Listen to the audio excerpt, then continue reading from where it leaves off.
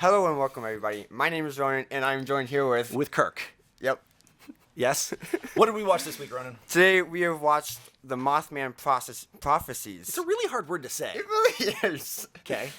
It's horror, suspense, thriller, Sure. all that, mystery, and it's about this Mothman just predicting the future. Sure. Not gonna say almost, because he does. Absolutely predict the future. Yeah. Yes. Yeah. And these main characters, where they're trying to figure out the main reason behind the Mothman and his prophecies. So let's start with the overview of the movie. Did you like it? I'm the one who made you watch it, so did you like it? I did actually like it, yes. Why? Was this movie like other suspense thrillers you've seen? Have you watched a lot of suspense thrillers? I'm trying to think. Part of me wants to say yes. Okay. But part of me wants to say no, because I'm gonna say some movies and you're gonna say I wouldn't really call them a suspense thriller. Either way, though, what made you like this movie? I like There's it no wrong because answer. of the mystery, not knowing, kind of being confused. I don't know if that's a good thing. Being confused is a good thing. In this particular case, I would actually super agree with you. I'm the king of telling you that, a movie that's written that you don't know what's going on, you're like, that's a pretty bad movie. Yeah. But in this movie, Richard Gere doesn't know what's going on, so you're with him. You're Yes. you're supposed to be unsettled, and you're supposed to be off the path. And like I was saying last week when we had Tyler here, this movie is amazing because the camera is a character. Yes, and the it film, very much is. The filmmaking does a really good job to keep you in that feeling uncomfortable. So even if you knew what was going along, I've seen this movie 100 times, even when you know what's going on, the camera work makes sure that you stay uncomfortable. Yes. So yeah, it just makes you want to watch it again. Absolutely. Afterwards, I'm I really want to watch it again. It's to see the tiny little details in the story, to see if they how it all pieces together. So we learned something when we were doing our research for the show. So who directed this film? Directed was Mark Pellington. Who wrote the show? That's right. It's the writer that I was the most interested in. Oh yes. So the writer was Richard Gere. Where is he now? He is now the producer for DC Titans. Which, for the record, the DC show, the DC channel is kind of garbage, and I'm glad it's gone away. But the DC Titans show is interesting, and I learned that today. The DC Titans show and this show, they have a lot of Similarities or thematic tension, very similar thematic tension. I see. One's DC, one's a supernatural thriller from 2002. But you said he did Once Upon a Time in Neverland, in Wonderland.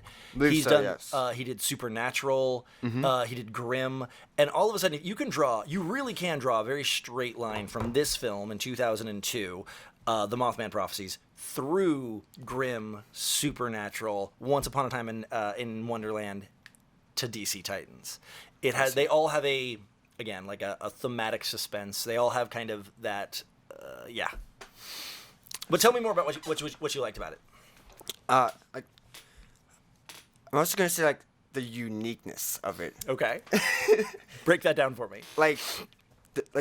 Some of the parts, the things in focus, things not in focus, things I thought would be in focus but weren't in focus. Yeah. It kind of broke all the rules. It does.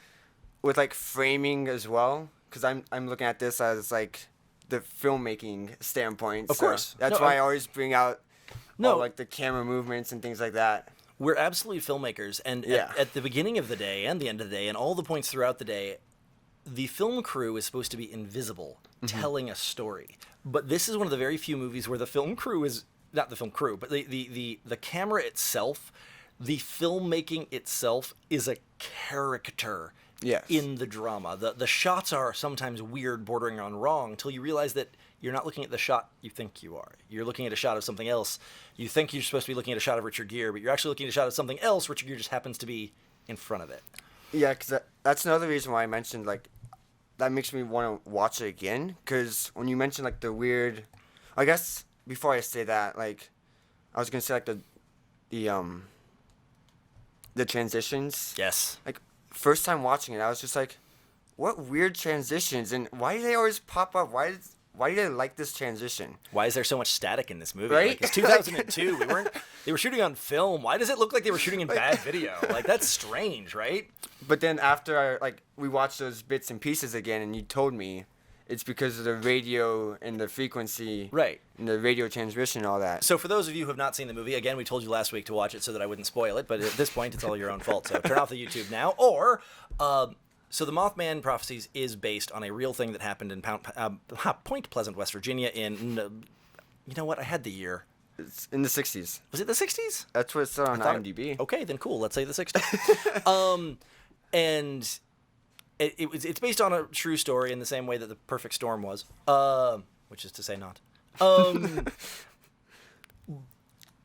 But it's based on all these real things, and what this film did is it made the Mothman made of electricity, made of, he's resonant through the TV and through the phone lines, and so often in the scenes where they're talking to the Mothman, it's always like through the perspective of behind the television or through the perspective of in the phone. And when you're watching it the first time, for those of you who have already watched it once, it just feels like really bad shots and really out of focus shots and really like was this the cameraman's first day? But when you go into it understanding that you as the viewer are watching as the Mothman through the entire movie, every single shot, you are the Mothman. All of a sudden, the fact that the camera is so far away or from the roof of the building next door or behind the television suddenly makes the entire thing make sense in a remarkably different context. So that a shot that you thought was just really weird, you now realize that it wasn't a shot of what you thought it was. You thought you were supposed to be looking at a bad shot of Richard Gere, and actually you were looking at a shot of a very different thing that Richard Gere just happened to be in front of. And there's a lot of that in this movie. I was going to say, since you brought that up, should we talk about the mural? How about you tell me about the mural? That's another hard word to say. It is. Mural? Yeah, no, I'm not a fan. But tell me about the Not mural. at all. Tell me about the mural shot. But like what Kirk was saying, as Robert Gere was the foreground. His name is Richard Gere, but continue. Oh, gosh. It's fine. Both start with ours. No, I'm fine. The viewers were confused who Robert was, but I got you. Let's go. Okay. Should we just call him John from now on? Sure. That's what he was in the... Okay. As John was the foreground, walking past this mural inside the diner, the mural was... Jeez, I keep saying mural. Like, it's hard okay. word. I It's know. okay. Yeah. Knuckle through. We got it. But it was about Native Americans, and at first I was thinking of like the high school terminology of Native Americans, that we were just like pushing them out. But the fourth grade terminology of Native Americans, what we had to, like the basis or like the knowledge that we had to know, it was just like the whole like predator versus prey thing. Right. And and I'm the one who told you a part of that. But I will say that even now hearing you say it back then, the modern push them out kind of concept works too. The shot we're talking about, if you've already seen the film, is when they're in the diner and they've just learned that the 99 people died in the plane crash. Richard Gere suddenly sees across and sees this, and there's this shot that is in slow motion as he walks across the diner. But it's really weird because it's an ultra wide shot, but it cuts off Richard Gere at his collarbone because it's not a picture of Richard Gere. So he just wanders along the bottom of the screen and it's a bad shot. As a filmmaker, as a photographer, it's like, this is a bad shot. But what you see behind him is he's walking in front of a giant mural of Native Americans hunting buffalo on the prairie. That's what this is, because this shot has nothing to do with Richard Gere walking to the TV. This shot was more showing that this was predator versus prey. This was the Mothman is hunting him. And the filmmakers try throughout the film to drop these hints of that Richard Gere isn't uncovering something. Richard Gere is being hunted by this character. Yeah. Yeah. And I will say, like, the scene right before that. Sure. When... I forgot his name. I don't know who Will Patton? No. The person that dies. Will Patton? Okay, yeah, sure. Cool. But when Will Patton was talking about John's wife... Played by Deborah Messing, but continue. How, like, she passed away. Like, as John was passing like being the foreground through the mural, I thought he was going to see like his wife on the other side. I don't know if that's just like how like all the movies I've seen is kind of like that. So we talked a few weeks ago, and I did on my other podcast. Release the Creative. We talked about playing into tropes and using tropes to mess with people. And this movie does that a lot, where there's a shot that something is supposed to happen and it doesn't. Like the shot that I showed you after you'd watched it through, and I played you the shot with the mirror. Oh yeah. And Richard Gere is standing and he's talking on the phone. and go back. It's at about 44 minutes in, I believe.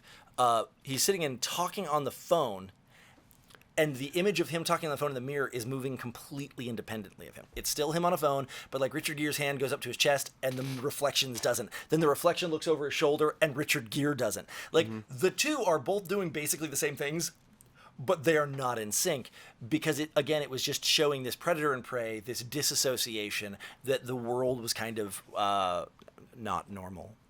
It's funny that you bring that up, because like after you told me about that scene, Sure.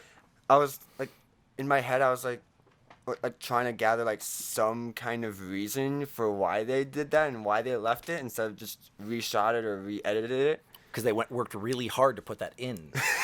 Because Ronan, it's impossible for you Yeah. to shoot something where the reflection. That was a choice. Yeah, but what I was thinking is that maybe it's like the Mothman like is inside of him, kind of almost. Which almost and you're seeing like the split personalities.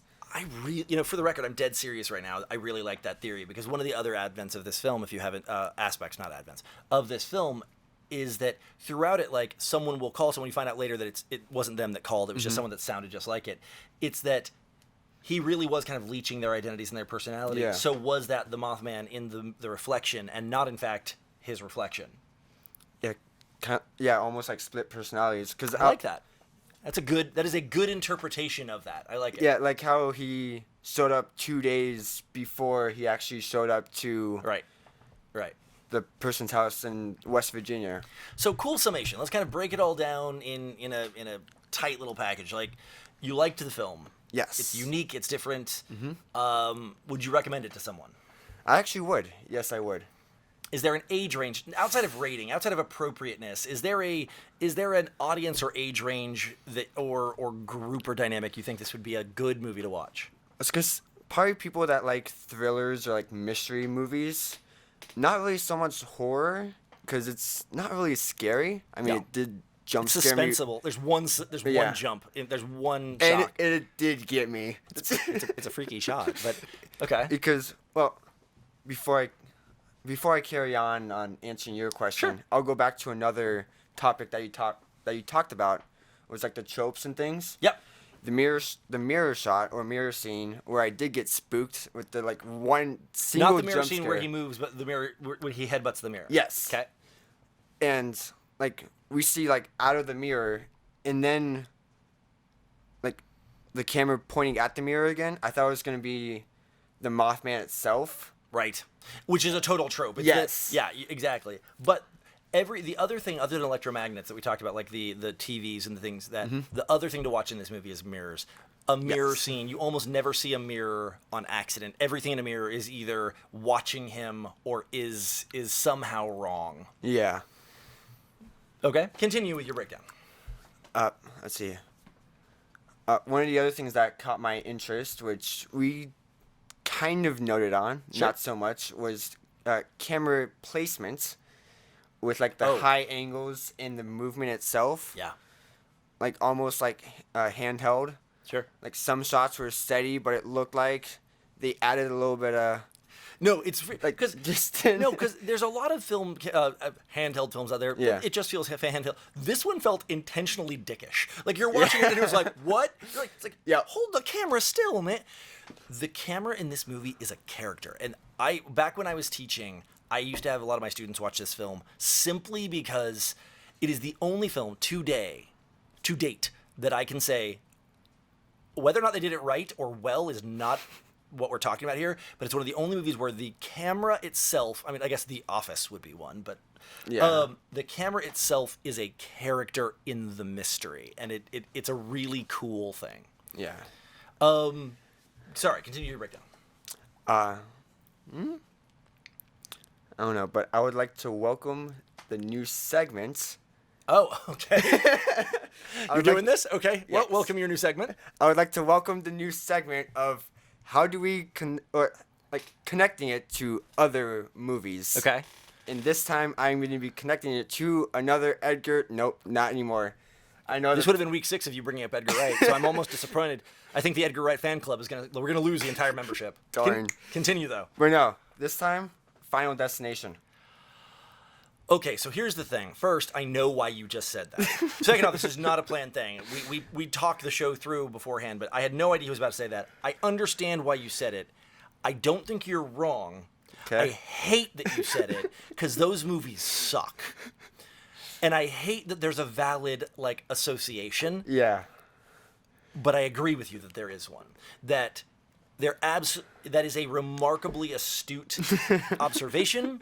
It is an absolutely valid association, and that is sad because those movies are popcorn horror, and this movie is intellectual and badass. But continue with your Final Destination. Is that it? Huh? Did you have more to break through? Well, all I was gonna say was how it relates to Final Destination. Sure. And that is basically that it's telling the future and it actually plays out. And the main characters are trying to fight Yes. against what they know is going to happen. They don't know how. No, like I said, I get why you made the association. I hate that it's a valid one because it is, but it is what it is. So no, it's a similarity. So is that it for this week? I think so. Cool. Next week, join us again. You're gonna watch. I'm thinking that I'm going to finally make you watch The Usual Suspects. Okay. Simply because I feel finally like I'm allowed to do a breakdown because it's one of those movies with a surprise and twist ending. Oh, I love those. The fact that you don't know it already confuses me because the movie came out when I was a kid. It's one of the it's Bryan Singer's first film. Bryan Singer, who went on to do, of course, the X-Men 1 and 2, Superman Returns, as well as a lot of other pretty incredible things. And he's a little bit of a jackass in real life, but that's a different story. And by a little bit, I mean he's like a total jackass in real life. But The Usual Suspects is a classic of film noir, of twist endings, of a lot of things. It stars Kevin Spacey and Kevin Pollak and Stephen Baldwin. The other guy with the voice. Nope, forgot his name. But he's a lovely individual. The minute we hit stop, I'm going to remember his name. Of course. It is an incredible film. 97, 98. We'll have to look that up. But I see. We've been doing this whole film noir kick for the last few weeks, with the exception of this, which was kind of a deviation. Yeah. But rounding out our kind of month of film noir, it would be an absolute neo-noir. It would be disingenuous to not include the usual suspects. It's incredible. Watch it before next week because I am going to destroy the ending, and it would be sad if you knew how it ended before you did. But cool. So send us off. Okay. Well, as always, I've been Ronan. And I've been Kirk. I feel like now we always have to do that because of Tyler. Because of Tyler? Yeah. Absolutely. Awesome. And we will miss Tyler. Tyler is not going to be with us for the next few weeks just due to things. But Tyler's with us in spirit. We should zoom him in like Big We really Brother. should. Just like him looking over us. That'd be awesome. Just like a picture or like No, I actual mean literally Zoom? like Tyler Okay. up on the screen.